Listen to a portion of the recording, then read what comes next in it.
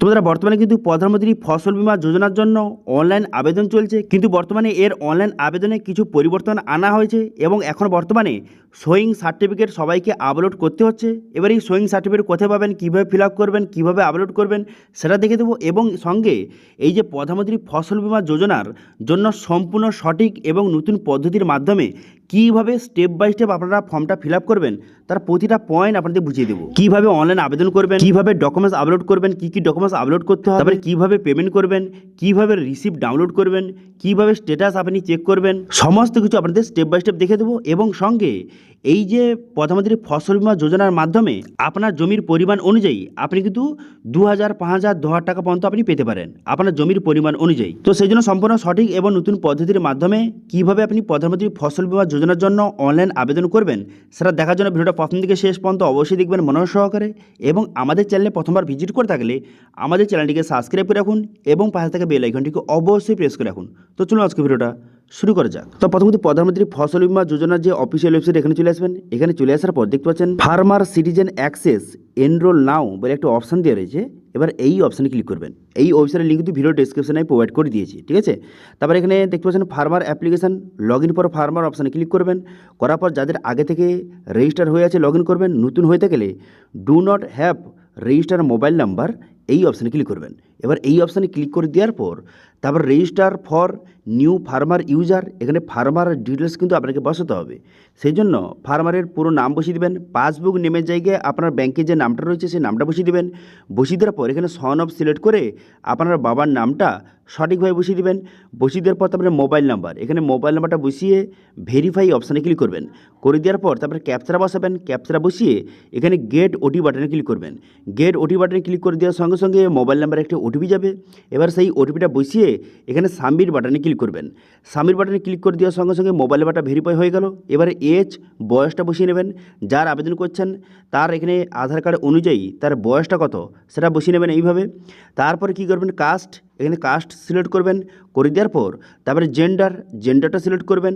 Mail বা female জেন্ডারটা select করবেন। করে দেওয়ার পর এরপর ফার্মার টাইপ সিলেক্ট করতে হবে। যাদের 1 থেকে 2 একরের মধ্যে জায়গা রয়েছে তারা স্মল সিলেক্ট করবেন। যাদের 1 একরের নিচে রয়েছে তারা মার্জিনাল সিলেক্ট করবেন, অথবা যাদের কিন্তু 2 একরের বেশি রয়েছে তারা আদার্স সিলেক্ট করবেন। তারপর এখানে ফার্মার ক্যাটাগরি, এখানে যদি আপনার নিজের জায়গা হয়ে থাকে সেক্ষেত্রে ওনার আপনি সিলেক্ট করবেন। করে দেওয়ার পর নিচে আসার পর রেসিডেন্সিয়াল অ্যাড্রেস আপনাকে বসাতে হবে। সেই জন্য কী করবেন, এখানে স্টেট অপশানে ক্লিক করে এখানে ওয়েস্ট বেঙ্গল সিলেক্ট করবেন। করে দেওয়ার পর তারপর ডিস্ট্রিক্টটা সিলেক্ট করবেন। করে দেওয়ার পর সাব ডিস্ট্রিক্ট অপশানে ক্লিক করে সাব ডিস্ট্রিক্টটা সিলেক্ট করবেন। করে দেওয়ার পর তারপর কী করবেন, ভিলেজ অপশানে ক্লিক করে ভিলেজটা সিলেক্ট করবেন। করে দেওয়ার পর তারপরে আপনার পুরো অ্যাড্রেসটা বসিয়ে নেবেন এবং পিনকোডটা বসিয়ে নেবেন, ঠিক আছে। তারপরে ফার্মার আইডি টাইপ এই অপশানে ক্লিক করবেন। এই অপশানে ক্লিক করে ইউআইডি এখান থেকে সিলেক্ট করবেন। করে দেওয়ার পর এবার ইউআইডি নাম্বার জায়গায় আপনি কী বসাবেন, আধার নাম্বারটা। ইউআইডি মানে আধার নাম্বার। তো সেক্ষেত্রে আধার নাম্বার বসিয়ে ভেরিফাই অপশানে ক্লিক করবেন। করে দেওয়ার সঙ্গে সঙ্গে এইভাবে লোডিং হবে, একটু ওয়েট করবেন। তারপর দেখবেন যে আপনার আধার কার্ডটা এই দেখতে পাচ্ছেন এইভাবে সাকসেস কিন্তু হয়ে গেল, ঠিক আছে। আধার কার্ডটা সাকসেস হয়ে যাওয়ার পর তারপর আপনি কী করবেন, নিচে আসবেন। নিচে আসার পর এবার কিন্তু অ্যাকাউন্ট ডিটেলস আপনাকে বসাতে হবে। সেই জন্য কী করবেন, এখানে দেখতে পাচ্ছেন অ্যাকাউন্ট ডিটেলসের জায়গায় এখানে আইএফসি কোড, এখানে আইএফসি কোড ইয়েস করবেন। ইয়েস সিলেক্ট করে নেওয়ার পর আপনার ব্যাংকের যে আইএফসি কোডটা সেটা সঠিকভাবে বসিয়ে নেবেন, ঠিক আছে। ব্যাংকের আইএফসি কোডটা সঠিকভাবে বসিয়ে নেওয়ার পর তারপর ভেরিফাই অপশানে ক্লিক করবেন। আমি আপনাদের একটি এক্সাম্পল হিসেবে আইএফসি কোডটা বসিয়ে দেখাচ্ছি। দেখতে পাচ্ছেন এইভাবে সাকসেস হয়ে গেল এবং ব্যাংকের নেম এবং ব্রাঞ্চ নেম অটোমেটিক চলে এলো। এবার আপনি কী করবেন, আপনার ব্যাংকের অ্যাকাউন্ট নাম্বারটা বসিয়ে নেবেন এবং সেই অ্যাকাউন্ট নাম্বারটা পুনরায় এখানে বসিয়ে নেবেন, ঠিক আছে। 2 জায়গায় অ্যাকাউন্ট নাম্বারটা বসিয়ে নেবেন। বসিয়ে নেওয়ার পর তারপর আপনি কী করবেন, ক্যাপচারা বসিয়ে ক্রিয়েট ইউজার অপশানে ক্লিক করবেন। এবার এই অপশানে ক্লিক করে দেওয়ার সঙ্গে সঙ্গে তারপর কিন্তু আপনার অ্যাকাউন্টটা ক্রিয়েট হয়ে যাবে এবং নেক্সট পেজে আপনাকে এইভাবে নিয়ে চলে আসবে, ঠিক আছে। এরপর দেখতে পাচ্ছেন এখানে যে ফার্মার ডিটেলসের জায়গায় এখানে আপনার পুরো ডিটেলসটা শো হয়ে গেল। এতক্ষণ যে আপনি ফিল আপটা করলেন তার পুরো তথ্যটা এখানে শো হয়ে গেল। ভালো করে একবার দেখে নেবেন। দেখে নেওয়ার পর নিচে আসবেন। নিচে আসার পর এখানে দেখতে পাচ্ছেন রেসিডেন্সিয়াল অ্যাড্রেসও এখানে অটোমেটিক ফিল আপ হয়ে গেছে। এবার এখানে কী বলা আছে যে নমিনি, আপনি কি নমিনি রাখতে চান? যদি আপনি নমিনি রাখতে চান সেক্ষেত্রে ইয়েস করবেন। ইয়েস করে যাকে আপনি নমিনি রাখতে চান তার নামটা বসিয়ে নেবেন। তারপরে তার বয়সটা কথা বসিয়ে নেবেন। বসিয়ে নেওয়ার পর যে আপনার সঙ্গে কী সম্পর্ক সেটা সিলেক্ট করবেন। করে দেওয়ার পর তারপরে অ্যাড্রেসটা বসিয়ে নেবেন, ঠিক আছে। বসিয়ে নেওয়ার পর তারপরে সরাসরি নিচে এসে নেক্সট করে দেবেন। নেক্সট করে দেওয়ার পর এখানে বলা আছে agri stack ID not found.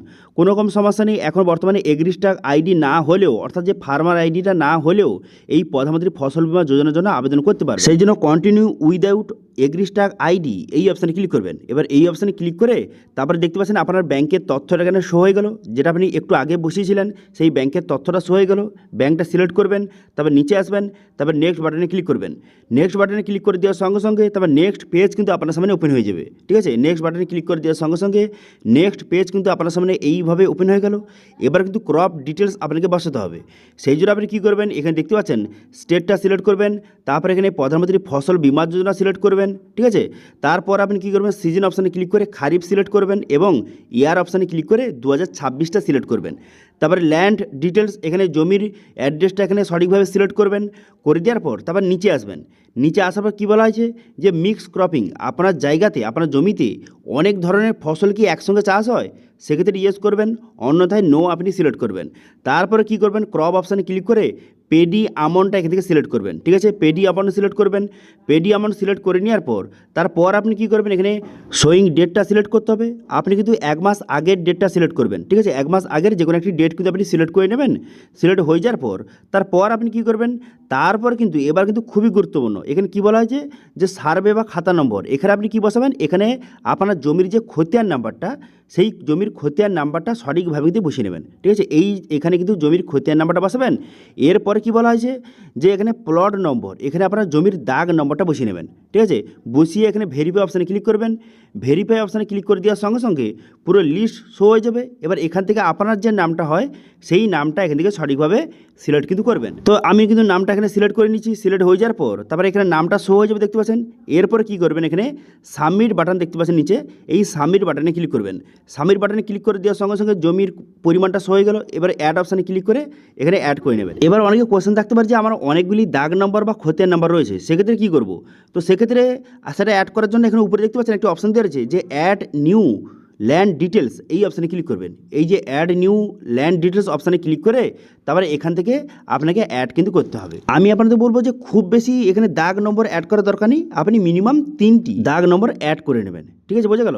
তো সেই জন্য আপনি কী করবেন, এবার এখানে কিন্তু আপনার যে স্টেটটা সিলেক্ট করবেন, তারপর ডিস্ট্রিক্ট সিলেক্ট করবেন, করে দেওয়ার পর ব্লকটা সিলেক্ট করবেন, করে দেওয়ার পর গ্রাম পঞ্চায়েত সিলেক্ট করবেন, করে দেওয়ার পর ভিলেজ, এখান থেকে ভিলেজটা সিলেক্ট করবেন।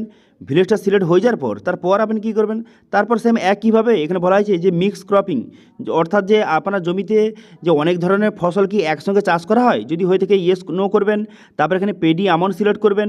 করে দেওয়ার পর শোয়িং ডেট, কবে আপনি ধানটা রোপণ করেছেন সেই ডেটটা সিলেক্ট করবেন। করে দেওয়ার পর তারপর এখানে যে খতিয়ান নাম্বার এবং দাগ নম্বর বসিয়ে ভেরিফাই অপশানে ক্লিক করবেন।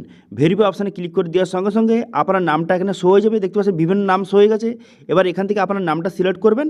তারপর কী করবেন, এখানে সাবমিট বাটনে ক্লিক করবেন। তারপরে এরিয়াটা শো হয়ে যাবে, তারপরে অ্যাড অপশানে ক্লিক করে অ্যাড করে নেবেন। তো এইভাবে কিন্তু এখানে দুটো অ্যাড হয়ে গেল, দেখতে পাচ্ছেন। তো এইভাবে আপনি আরও অনেকগুলি অ্যাড করতে পারেন, তবে আপনাদের বলবো ম্যাক্সিমাম 3টি অ্যাড করলে ভালো। ঠিক আছে, 3টির বেশি অ্যাড করার দরকার নেই, আপনি 1টা 2টো বা 3টি আপনি অ্যাড করতে পারেন। ঠিক আছে, এবার অ্যাড হয়ে গেল। এবার নিচে আসার পর দেখতে পাচ্ছেন এখানে যে ডকুমেন্টস আপলোড করতে হবে, প্রথমে কিন্তু ব্যাংকের পাসবুক আপলোড করবেন, তারপরে জমির রেকর্ড এবং শোয়িং সার্টিফিকেট। এবার এটা আপনি কোথা থেকে পাবেন, দেখুন এর লিঙ্ক কিন্তু ভিডিও ডিসক্রিপশানে প্রোভাইড করে দিয়েছি, সেখান থেকে এই সার্টিফিকেটটা আপনি প্রিন্ট আউট করবেন। এবার এই শোন সার্টিফিকেট বা সেলফ ডিক্লারেশন ফর্মটা আপনি কীভাবে ফিল আপ করবেন এবার আপনাদের স্টেপ বাই স্টেপ দেখিয়ে দিচ্ছি। প্রথম দেখতে পাচ্ছেন এখানে কী লেখা রয়েছে যে ফার্মার ডিটেলস। প্রথম কী করবেন, এখানে যে ফার্মার যার নামে আবেদন করছেন, ঠিক আছে, তার নামটা এখানে সঠিকভাবে লিখে দেবেন। ঠিক আছে, তার নামটা এখানে সঠিকভাবে লিখে দেওয়ার পর তারপর আপনি কী করবেন, তারপরে অ্যাড্রেস, এখানে অ্যাড্রেসটা পুরো অ্যাড্রেসটা সঠিকভাবে লিখে দেবেন। লিখে দেওয়ার পর এখানে ফার্মার ক্যাটাগরি, যদি আপনার নিজের জমি হয়ে থাকে সেক্ষেত্রে ল্যান্ড ওনার এখান থেকে ঠিক চিহ্ন মারবেন। ঠিক আছে, ঠিক চিহ্ন মেরে দেবেন। তারপরে নিচে আসবেন। নিচে আসার পর যদি আপনি আপনার জমিটা আপনার নিজের নামে হয়ে থাকে, আপনি যদি ল্যান্ড ওনার হয়ে থাকেন সেক্ষেত্রে আপনার নামটা এখানে পুনরায় বসিয়ে নেবেন। বসিয়ে নেওয়ার পর সন অফ, এখানে আপনার বাবার নামটা লিখে দেবেন। ঠিক আছে, তারপরে কী করবেন, এজ আপনার বয়সটা বসিয়ে দেবেন। বসিয়ে দেওয়ার পর কন্ট্যাক্ট নাম্বার, এখানে মোবাইল নাম্বারটা সঠিকভাবে দিয়ে বসিয়ে দেবেন। ঠিক আছে, এখানে সেক্স মেল বা ফিমেল এখান থেকে সিলেক্ট করবেন।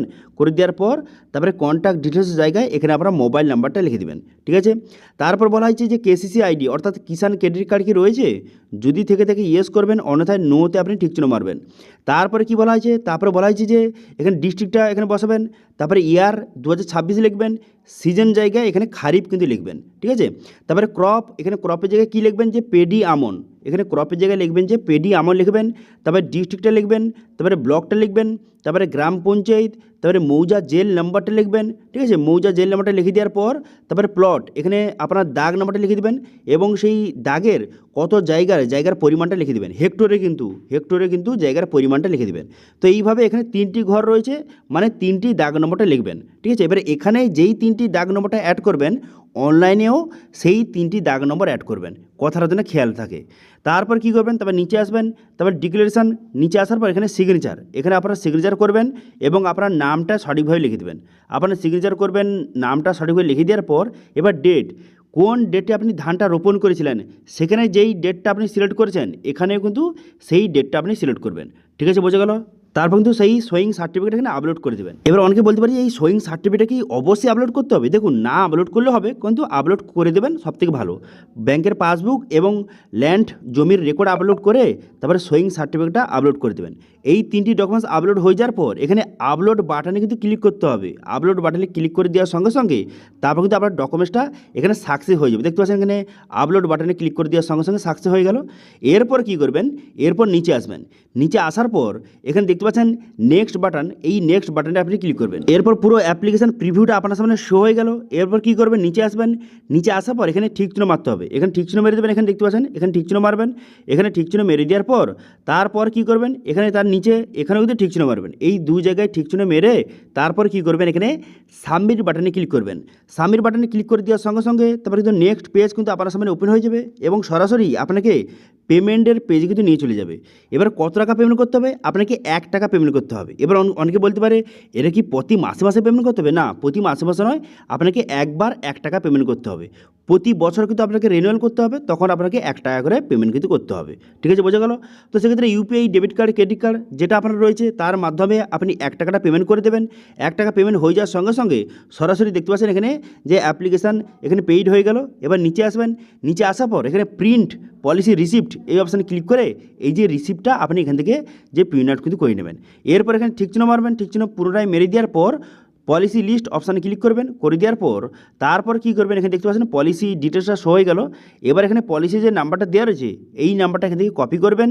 কপি করার পর তারপরে হোম পেজে চলে আসার পর এখানে অ্যাপ্লিকেশান স্ট্যাটাস চেক নাও এই অপশানে ক্লিক করবেন। এবার এই অপশানে ক্লিক করে দেওয়ার পর যেই পলিসি আইডি নাম্বারটা আপনি কপি করেছেন সেটা বসাবেন এবং ক্যাপচারা বসিয়ে চেক স্ট্যাটাস অপশানে ক্লিক করবেন। দেখতে পাচ্ছেন অ্যাপ্লিকেশান সাবমিট হয়ে গেছে, পেমেন্ট হয়ে গেছে এবং বর্তমানে ভেরিফিকেশান পেন্ডিং কিন্তু রয়েছে। এবার মোটামুটি যখন আপনার অ্যাপ্রুভ হয়ে যাবে, ঠিক আছে, আপনার অ্যাপ্লিকেশানটা অ্যাপ্রুভ হয়ে যাবে, তারপরে আপনার ফসলের ক্ষতিপূরণ হিসাবে আপনার জমির পরিমাণ অনুযায়ী আপনাকে যে ফসলের ক্ষতিপূরণ হিসাবে টাকা কিন্তু প্রোভাইড করা হবে।